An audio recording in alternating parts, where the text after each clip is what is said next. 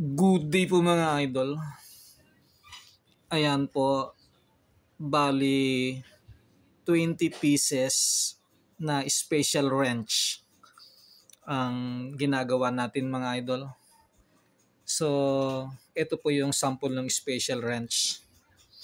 Ayan. So, natapos na natin matorno yung dulo. Ayan o.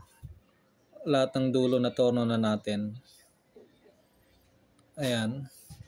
Pagkatapos, natorno na rin natin yung body. Ayan ang body. So, ang kulang na lang ng gagawin natin dito ay ang pagkorte ng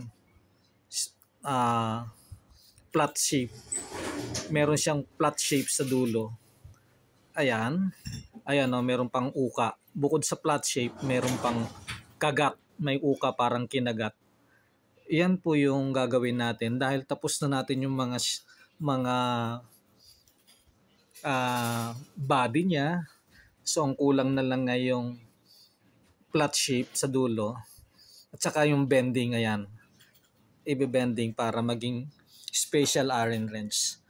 Ngayon, para magawa natin yan, bali gumawa tayo ng salangan.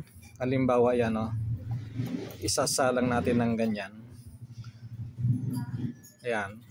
Pagkatapos itutornilyo natin ng ganyan.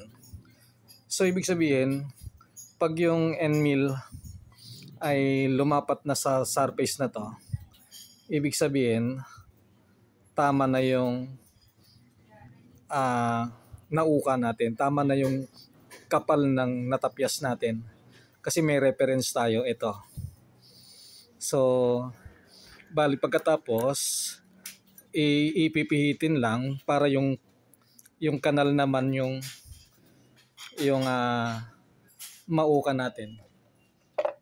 Tapos gumawa din ako ng basihan sa kanal. Kailangan lumapat yung plate na ginawa natin doon sa kagat. Ayan o. Yan. Kailangan lumapat.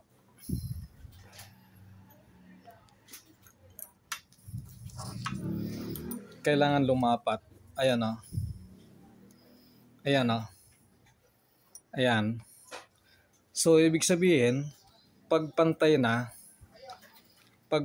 yung lalim, yan, pagpantay na, ibig sabihin, tama na yung lalim ng kagat ng kanal. Kasi meron tayong reference. Ito yung reference natin. Ayan. So makatuwid, magagaya natin yung sample. Isasalang lang yung ginawa natin. Ayan. Ayan.